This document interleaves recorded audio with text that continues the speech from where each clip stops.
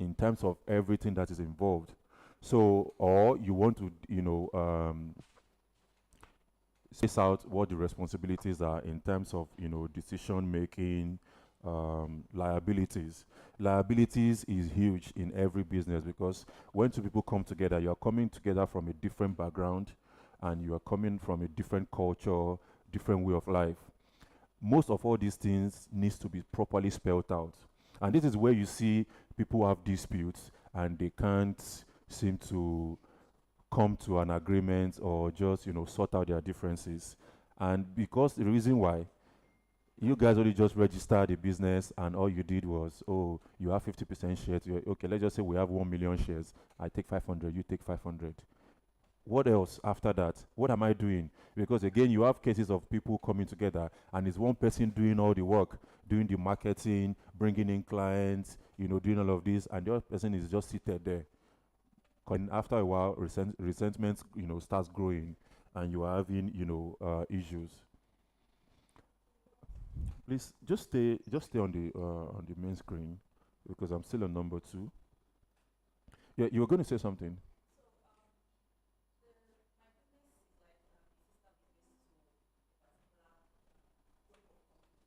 Mhm.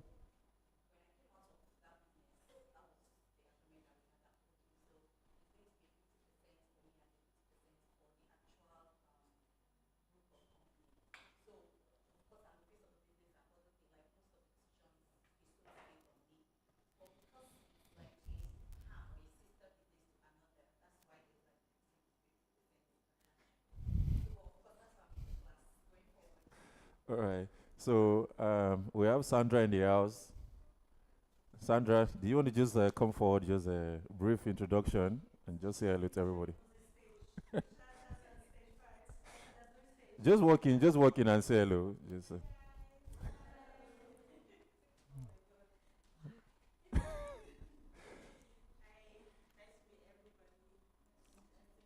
so Sandra will be taking the class tomorrow. On I'm sure everybody knows her. And anyway,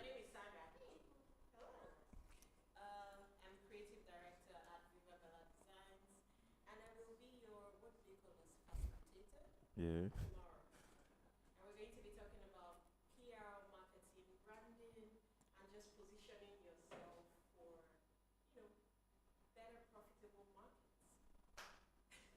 All right. Thank you. Yeah. So again, this is where for every business there has to be an agreement, which also is backed up by a memorandum of understanding, which is MOU. Everybody talks MOU, MOU, MOU. And also there has to be some form of NDA in terms of the secrets of the business, that delicate information about the business that shouldn't be out or shouldn't be in the hands of everybody. So in terms of this, I assume you guys actually don't have that spelled out, because that is always the problem. Because we just sometimes out of, oh, she's my party, she's my friend, she's my guy, is my guy, you guys just come up with a business. Yes, you can start out, based on trust, but again, shit happens. Differences as people grow, as money gets involved, story changes. So that is why all of this has to be spelled out. You get a lawyer, or you can actually draft in between you guys. You can actually sit down and say, okay, look, this is how we're going to set out on this business, and this is what you do, this is what you do, this is going to be my responsibility, this is what I'm going to do, this is what I'm going to bring to the table. If I'm bringing in some money, if I'm dropping a property for us to start, let's just say like an office space, or I own a property, we can use that as an office space. That's an asset business, that's an investment.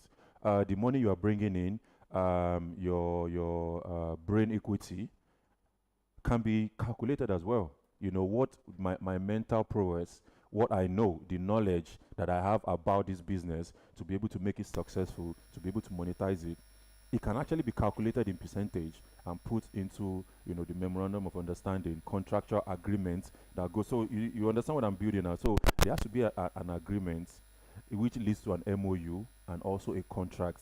There has to always be a contract, because that is what is binding for when, God forbid, if there's an issue or for when you guys eventually, maybe, you grow to the stage where, you are not interested in the business anymore, you want to sell your shares of the business, or a bigger company comes in and wants to acquire you guys, or they want to acquire into the business, acquire a stake in your business. These are all the things they're going to look out for. Or an investor is coming in, they want to see all of these things because they're going to ask, look, okay, so can we see your company registration? What shares do you guys have? What, the details of your memorandum of understanding, and also the contracts between, the partners. Because I don't, as an investor, I just say, okay, look, both of you have a business and I want to buy, let's just say 30% or 40% stake in the business. I need to know the agreement between you guys. I need to know the liabilities. I need to know, what you guys have in stock for me to be able to, buy into that business, because I don't want to buy into problem. Because if all those documents are not in there and I can't, see all those documents, and I just go ahead and invest or put my money into you people's business, and there's a misunderstanding, and decides to go to court, I am at a disadvantage. And this is why a lot of business in Nigeria cannot, get investment. It has happened to me as well. I do not have a partnership business, but a sole business. I didn't, as at the time, people approached me that, oh, they would love to buy into my business. I couldn't, bring out enough and substantial documentation for them to be able to say, okay, look, because if I'm buying into your business, I want to see all your books. I want to see your accounts. I want to see your registration. I want to see every contractual agreement that you have with anybody. I need to see that because it's going to be a risk on my own side not going through all those, or I buy or get involved or partner with you in any form of business, especially when you become like a limited, company. So, not to talk too much, we go into limited liability company, which everybody calls LLC. Yeah.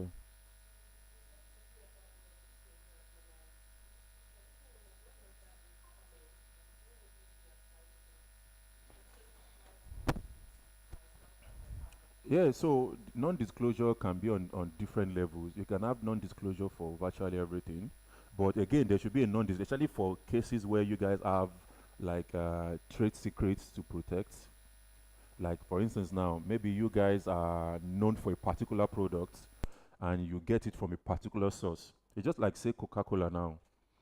Nobody knows the active ingredients in Coca-Cola, what you use to make Coca-Cola. But again, there are just very few high-level managers or people in the company that has access to that secret, and the level of NDAs that you need to sign is more like you are signing your life away. Because if that secret there gets out there to the competitors or to anybody or gets on the internet, you are in serious trouble. You can be sued and you can spend your whole life in jail. So just like the same way, between partners, they at every level. In fact, NDA exists apart from maybe aside from sole proprietorship. NDA definitely exists across other level because it's involving more than one entity. Mm-hmm.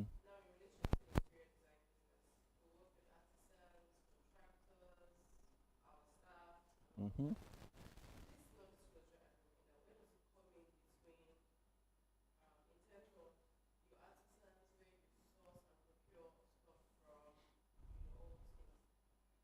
Yeah, so like I said, it comes in from the beginning as well. If so, there are non-disclosure for subcontractors, there are non-disclosure for vendors, artisans. Most of us deal with Baba Said and people that are not educated. But you can actually draft a very non-disclosure in a layman's term, not necessarily the hard legal terms. You can actually especially for the ones that they already know your clients. They one way or the other. Like for instance, now in our own factory, the guys don't interface with anybody. There are different guys that goes for delivery and installation. There are guys that stays in the factory. They don't go out at all. They don't see anybody. We don't allow clients. But for the guys now, let's just say like your foreman.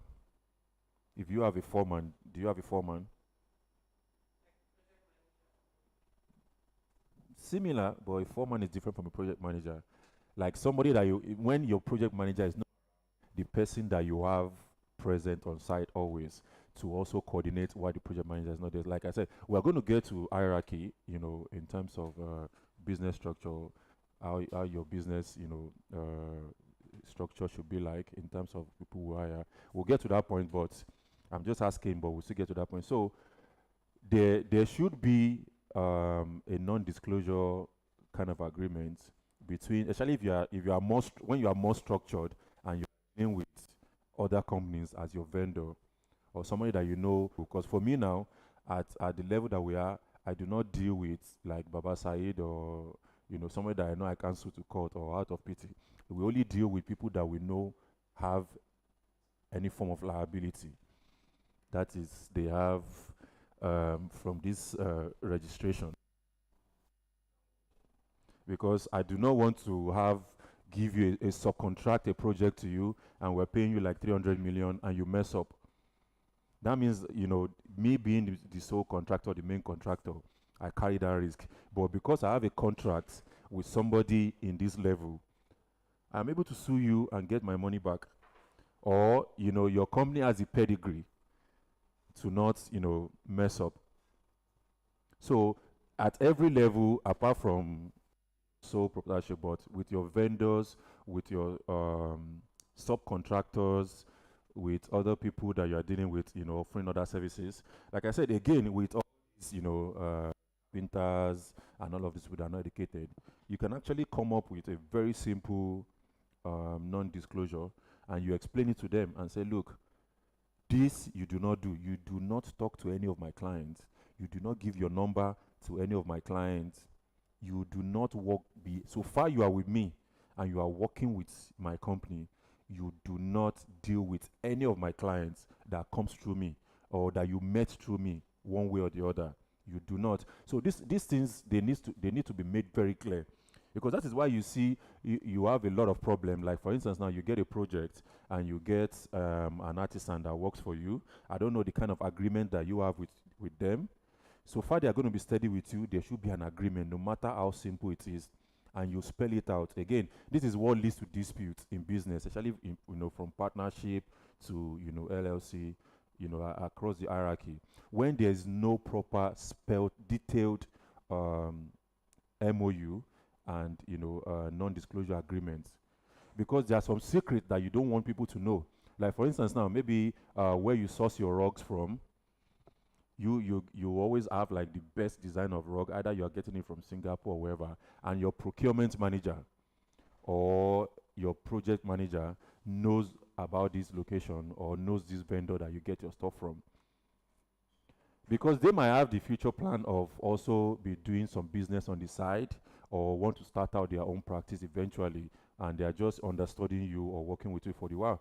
They might also that uh,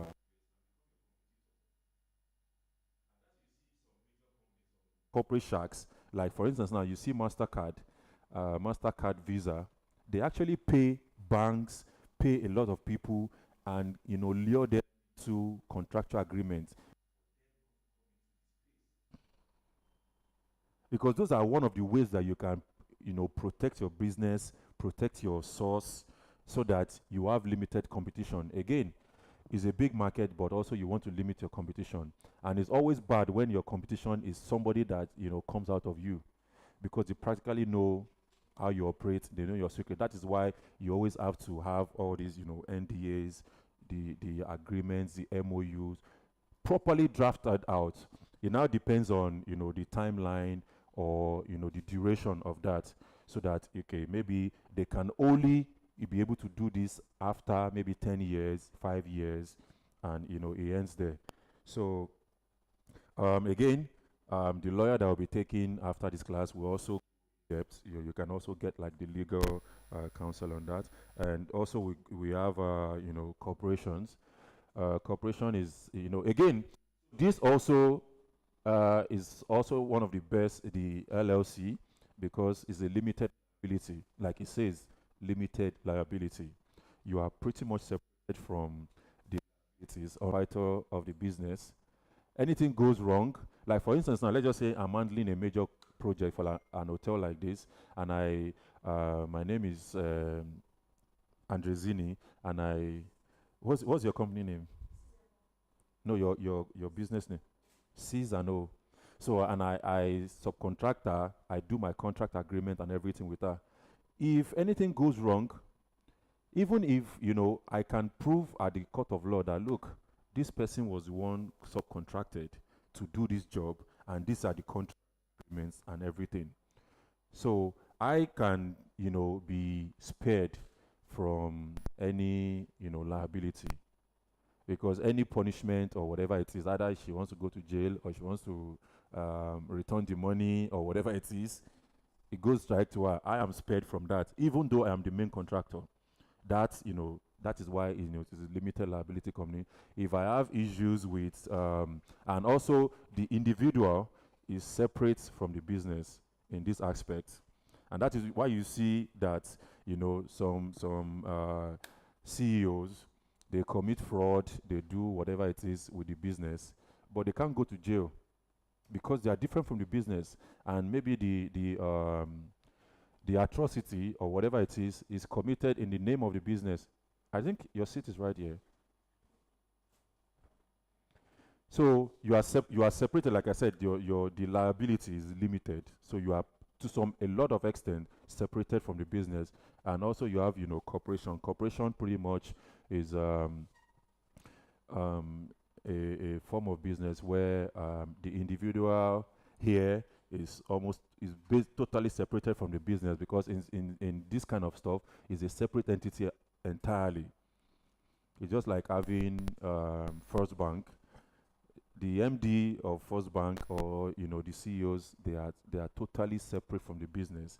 They do, if anything goes wrong with the business, only the business bears the loss or whatever. They don't bear the loss as an individual or whatever legal implication, unless the maybe in the case they're able to link them together with the business. But in terms of that, also in that place, because you can go public with businesses like this.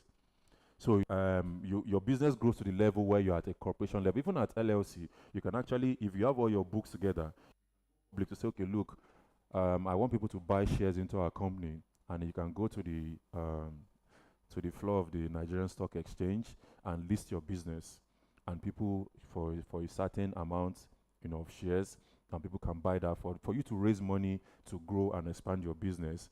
And I don't think any Nigerian business has actually gone to that level. Any Nigerian interior design company has gone to that level where we are able to um, go to the stock exchange and get people to buy into our business, because you also have board of directors. That means you have a lot of experienced people in business in different aspects on your board to serve in basis of advisory purpose, and also to influence the company. So this should be our aim as we're growing, to go through all those stages. Definitely, when we start, you start out as a sole proprietor, then you might come into this category, or you just jump to LLC or a PLC. There's LLC and there's PLC, and also you come to a corporation. But again, I think if you take note, you can do further research, and again, the lawyer can also help you out, to give you further details on that. Then let's just go into business operations. Um, so the first part, business registration, pretty much the first part has addressed in all of this. But again, for design, as a design company, you need a lot of permits, especially as it relates to Nigeria. I'm sure if for those of us that have studios or office space, you have all of those permits that you need um, to get, depending on the level that you're operating on. If you are looking to get work with major corporate bodies, definitely you need to have like your at least your LLC. I don't think any corporate body is going to work with a sole proprietorship or whatever it is, because you are dealing with a corporate body. Let's just say, like for instance, maybe Coca-Cola or Nigerian breweries or a bank wants to, give you business. They're only going to deal with you as an LLC or a corporate, body, because they will need all this documentation from you, your taxes, all the necessary permits, your DUNS number. If you are dealing with an international body, have you heard about a DUNS number before? Do you have a DUNS number? So a dues number is a form of registration that you do with an international. I think the office is based in the Netherlands. For you to be able to work with international organization, maybe like Guinness, like Nigerian breweries, like some of Nestle, you need a dues number, because that is the body that certifies that you are eligible to work with international organizations. You do your registration, they do the background check on you, you submit all your documents to them, they do the background check on you, and once they are satisfied, they issue you a particular number, just like your RC, like your registration number. You have that particular number. So with that, you can work with any international organization, big corporate bodies, because that is also a form of insurance for them to say, okay, look, this company has done their due diligence on you, and they are, their risk is reduced in terms of working with you. So also to work with the government, like maybe you want to get like state contracts, local government contracts, federal contracts. There are a couple of permits that you need to get. What's the name, Tommy? What's the name of the one we're doing right now? The permits to get federal government contract. Yeah, I can't remember right now, but you can actually check it out. So for you to be able to get all those contracts, again, that is where the real money is. You can't. There's so much, so little that individual clients can give you. When you grow to the level where you're getting state contracts, government contracts, you're working with big corporate bodies, that is where you're getting. So you can also, check out most of, especially as it relates to, because I believe everybody here is practicing in Lagos State, apart from, the lady from Abuja.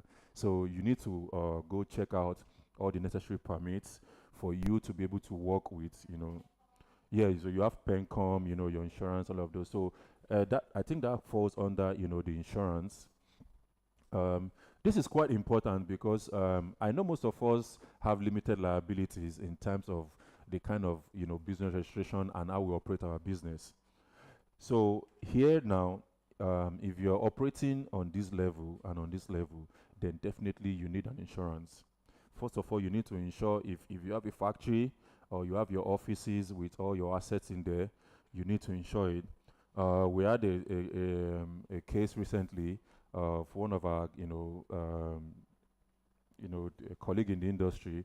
Our factory got burnt, but she only insured the machines. She didn't insure the building. So it was a major loss. So it was, apart from the machines that she had in the factory, she lost everything else. And because again, when you are making profit, it is not for you to spend. We'll get into that, the account. 'Cause I've seen cases where a lot of people, you just make that money, the next thing you are booking the holiday and you're out, you blow that money, then you come back again to start from, the beginning again. That money, a certain percentage, which shouldn't be more, at most 60%, should be, that I'm just assuming that, we're on this level. Because if you're on this level, you should be on a salary as the CEO or as the MD. And the rest goes into like the company savings, and other, kind of departmental finances that you have. Because the best way for you to save money is like you have like different kind of accounts. So by the time you take out, let's just say from like a project now, you take out all your costs and expenses for you to execute that project. Which, okay, let's just say your profit margin is let's just say your profit margin is percent on the average. Your profit margin should be between 15 and 30% of any project. And so if you execute a project of 1 million naira now, then let's just say your project, your profit margin should be about, let's put it at 25%. That means your profit margin should be 250K. Out of that 250K is not for you to spend, because I assume that you have, running costs, you have salaries to pay at the end of the month to your, even if they are on contract basis, and whatever it is, but you still have other expenses. You have your running costs, that is, diesel, stationaries. You have you have softwares to pay for your access to most of all the softwares that you use. And what else? What other running costs do you have? Let us even say, you remove all of this. So you need to keep a certain percentage of that 250K. So let's just say you are taking 20% of that 250K. That is your profit margin. You need to keep it to say, okay, look, this goes into the account, your salary account. I believe you have a salary account. You don't have a salary account. Okay. But you have a company savings account. I'm not saying the money inside your account. Apart from your main account, like the main account where you receive all payments, like when the client is ready to pay you, the bulk of the money goes to your 1 million naira contract, goes into this account. You have your expenses account. Does anyone have expenses account? You have an expenses account. Okay, you're getting there. So this is where you, from here now, the transfers, you transfer, what you need for the project. All the material, your boards, everything goes into this. Then from there, you once you take out your profit, you have you should have a company savings account. So a certain percentage, so you are able to break down yourself and say, okay, look, maybe another 10% goes into your company savings account, and then you're running. So you can actually use your expenses account for, general, so that you don't complicate all those accounts. It does it, but again, it helps you put your books together, because again, I noticed like most people don't actually have proper accounting, and you think you're making profit until someone sits you down, like an auditor sits you down and probe your account, and you find out that, look, you spent your profit but you're paying it back. Because it's like most of us, we are spending our profits in advance, then you use the next project to cover. You find out that you are short in somewhere, and you have to put, or something goes wrong. So there's a particular account that your savings goes, apart from your expenses account, which covers maybe salary, running costs and all of that. Part of your profit, because the company needs to have money. As the company needs to have its own money. So maybe another 20% goes into the company savings account. And that is where, you just keep piling that. You can always save that up for acquiring, assets. Maybe you need a machine, you need a new laptop for the business, you need to, buy software, or, just for anything.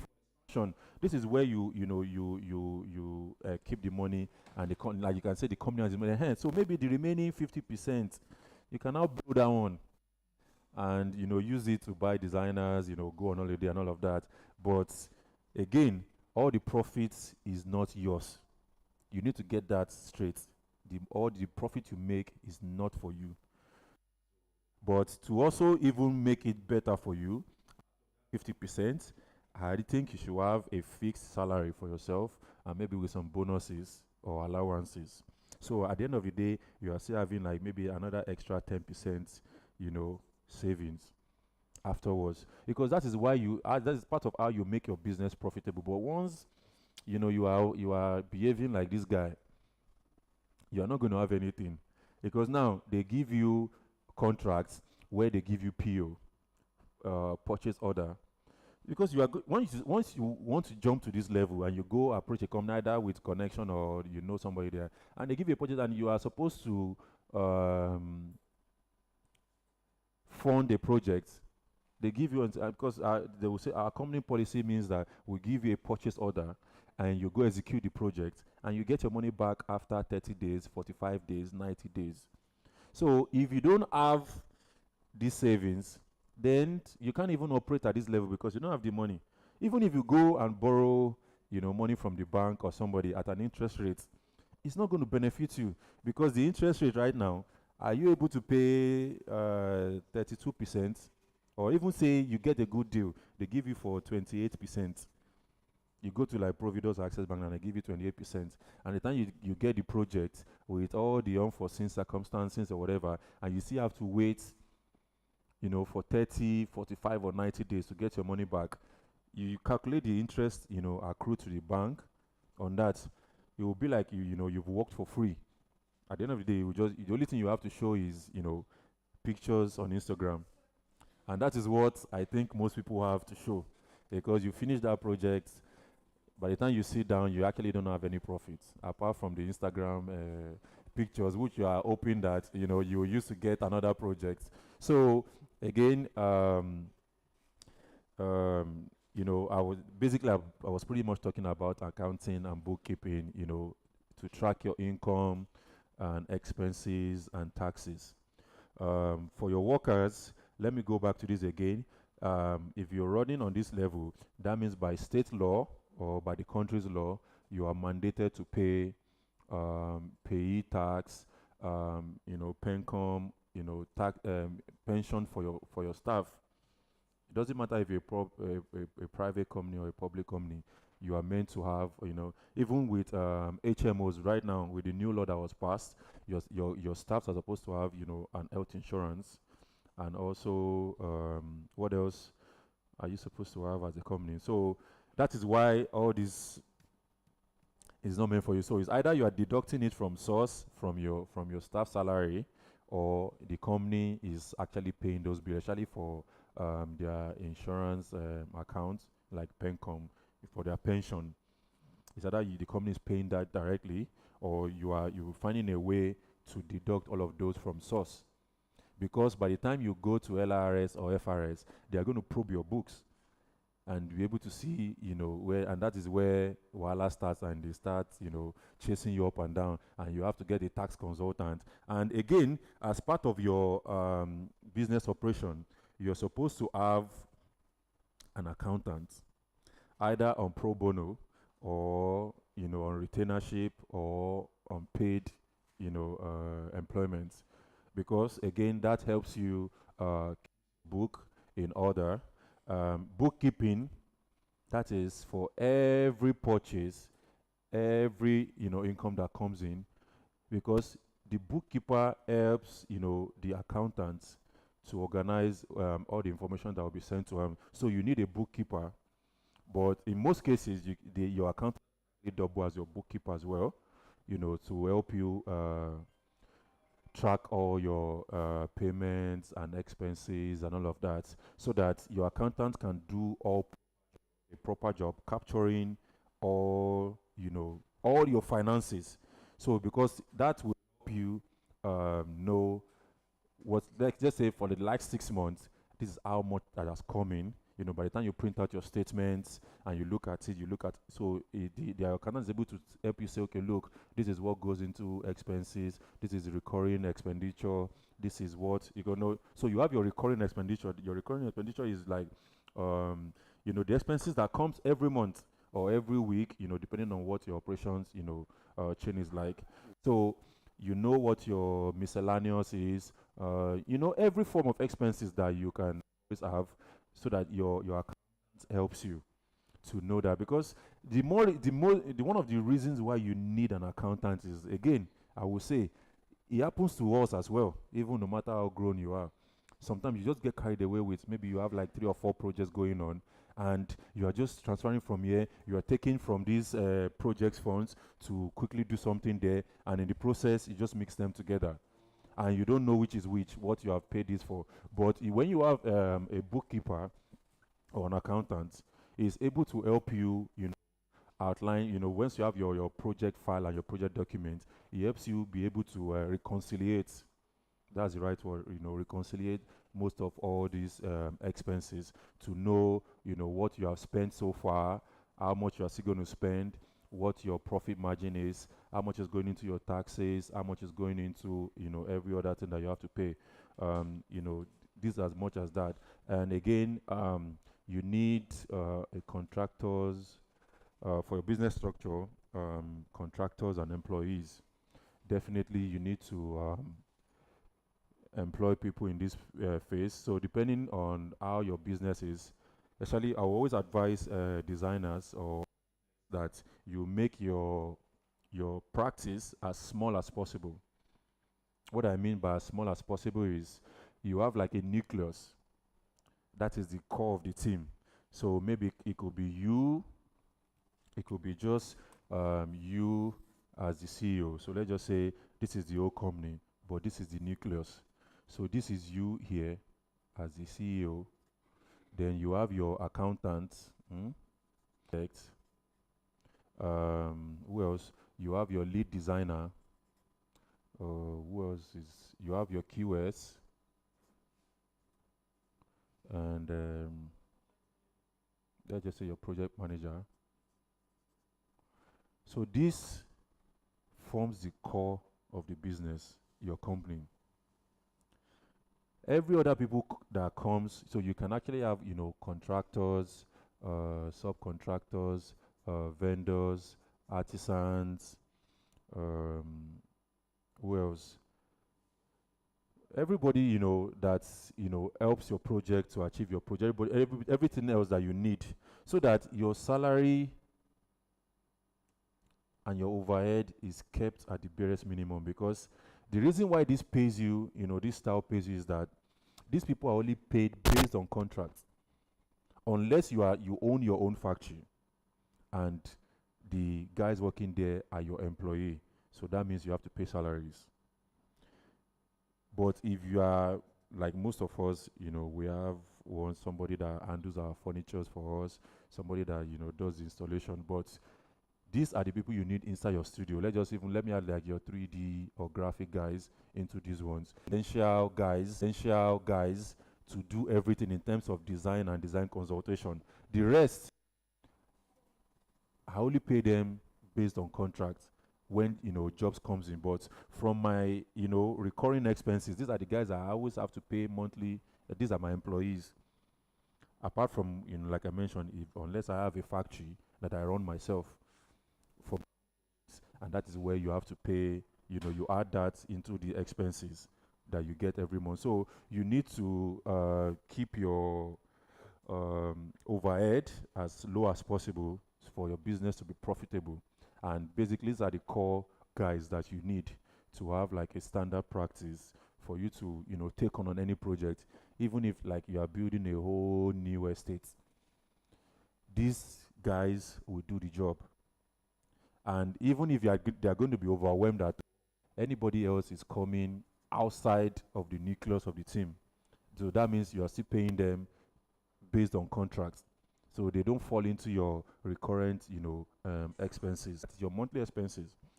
So already know. Okay, look, let's just say on the average, your salaries, your running costs, buying diesel, internet, inks for your printer, and all of that plus salary. Let's just say you need like 5 million, because that helps you define your financial goal. That means you need to, at all, no matter how bad it is, you must make this money for you to be able to cover your operations for the month. So, and that goes back again to we are talking about that every profit is not, because for months where you are short, this is where you can implement, whatever you short. But again, this also helps you set your targets to say, okay, look, we must be making money. This business must be profitable. We need to make at least 5 million, because I need to be able to pay everybody's salary plus my own salary and everything. These guys they are visually paid, because once the client pays you and say, oh, my carpenter, how much is the materials? How much is everything? How much is your workmanship? you pay him here. My HVAC person, oh, how much is it to install the AC, to do that, all of this? I've paid you. Every other person that you're working with, you're able to pay the total contract sum. But these people, either the work pause or the work doesn't pause, you have to pay them every month. Yeah.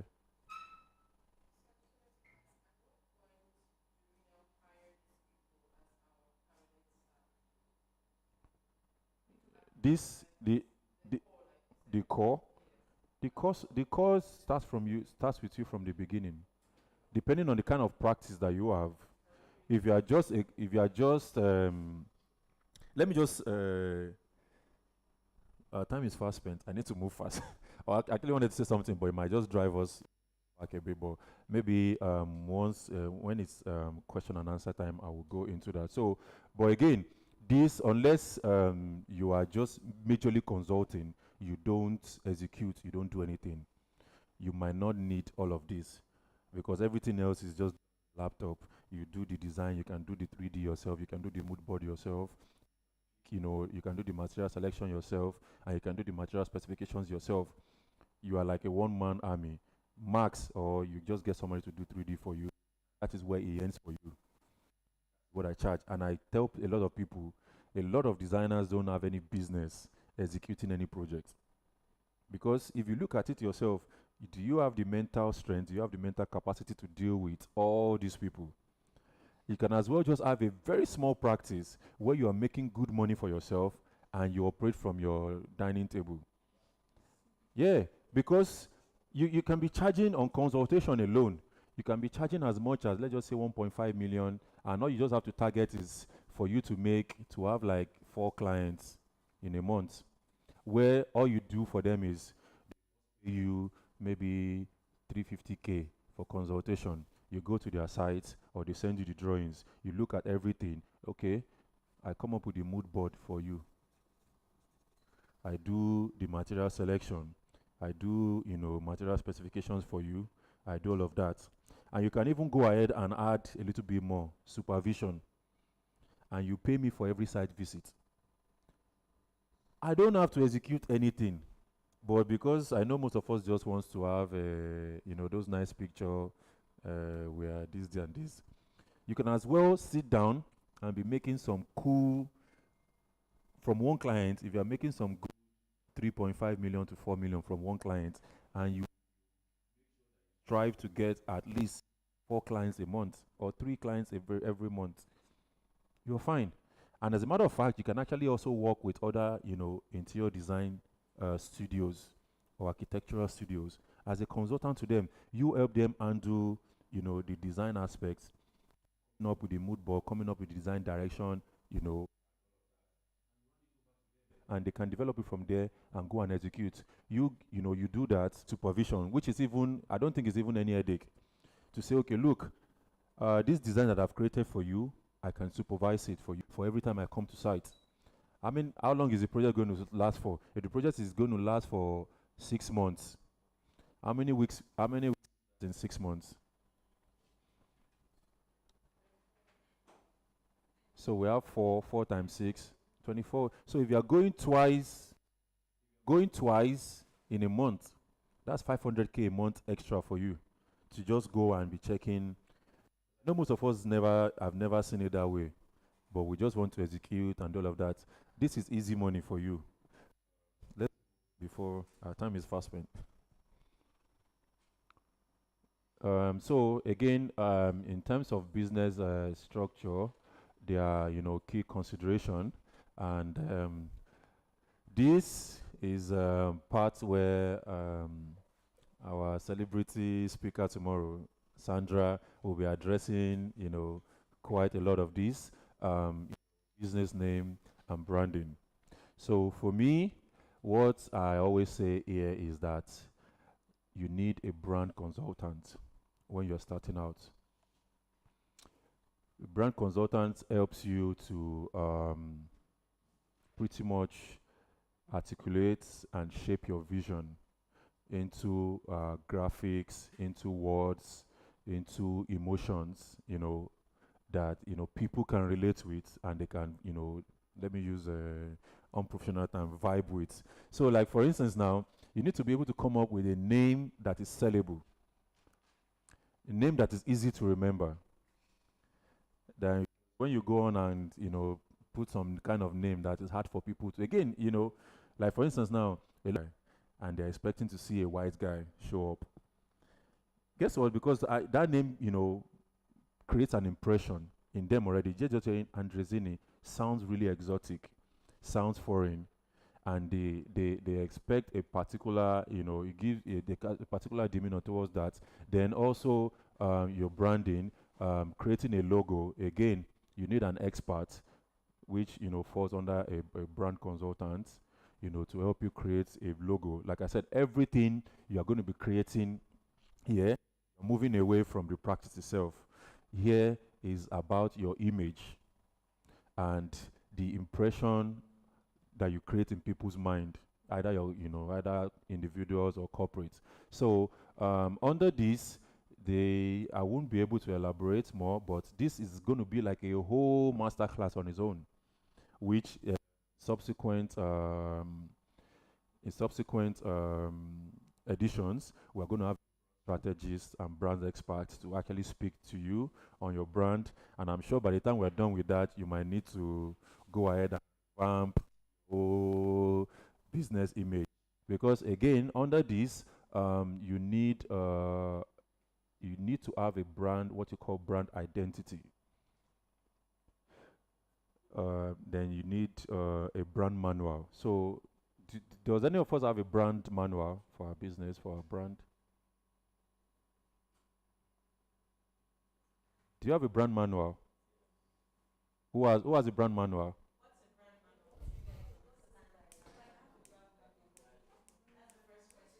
I'm not saying okay. So what's a brand manual? Yeah, let's hear from you.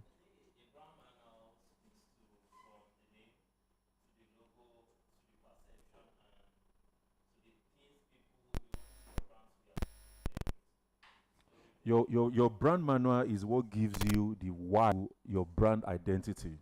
So it gives the image and the consistency that everything about your brand is inside that brand manual. They create it for you to the kind of fonts that is used to logo, how your logo is created, the story behind your logo, the color theme. So it's more like I'm telling a story about the brand. So if you see let's just say you see Coca-Cola now, you see because there's a story why it's called Coca-Cola. There's a story behind why it's written in italics. There's a reason why it's in red and black. Every brand that you see has a lot of intentions behind them. It's not about just create something for me. Just like for we coming up with interior design business masterclass and dropping those three uneven drop lines beside it and this tone of purple, you know even to the